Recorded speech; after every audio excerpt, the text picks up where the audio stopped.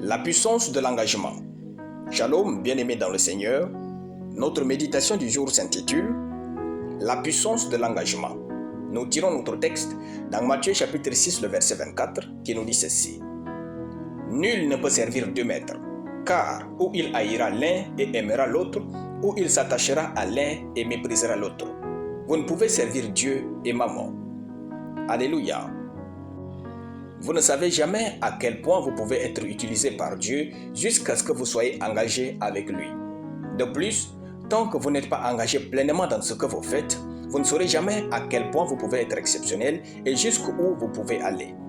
L'engagement a une telle puissance que lorsque vous vous engagez dans quelque chose, vous changez automatiquement en la plus belle image de cette chose. Notre verset ne parle ni de l'amour ni de la haine, mais de la puissance de l'engagement. En fait, lorsque vous vous engagez à aimer Dieu, il est inéluctable d'haïr Mammon. C'est impossible de faire une chose à fond et son contraire. Ainsi, si vous ne faites pas à fond ce que vous faites en ce moment dans votre vie, cela signifie simplement que vous êtes en train de faire ce que vous ne devriez pas faire. Asseyez-vous, déterminez ce qui est en jeu, puis vivez une existence épanouissante. Que signifie l'engagement? 1. L'engagement consiste à se consacrer à quelqu'un ou à un objectif. 2. Il consiste à choisir de mourir pour ce que l'on pense plutôt que de vivre sans cela. 3. Il se réfère à l'amour envers quelqu'un ou quelque chose et à la fidélité envers cet amour malgré les possibilités. 4. Il ne consiste pas à apporter une contribution, mais plutôt à rester fidèle à ce que nous croyons. 5.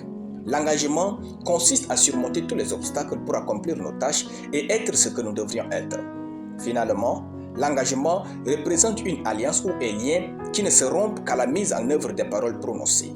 Donc, en vue de ces définitions, êtes-vous une personne engagée avec Dieu et dans vos relations actuelles? Ou bien pour vous, ce n'est que du divertissement? Il est important de se rappeler que si vous n'êtes pas sérieux dans votre relation avec Dieu, alors tout le reste dans votre vie n'est pas sérieux.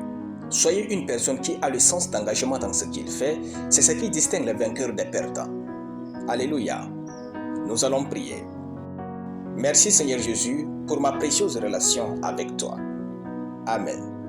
La lecture biblique en une année, Ésaïe chapitre 6 à Ésaïe chapitre 10. Soyez bénis, c'était le pain du ciel.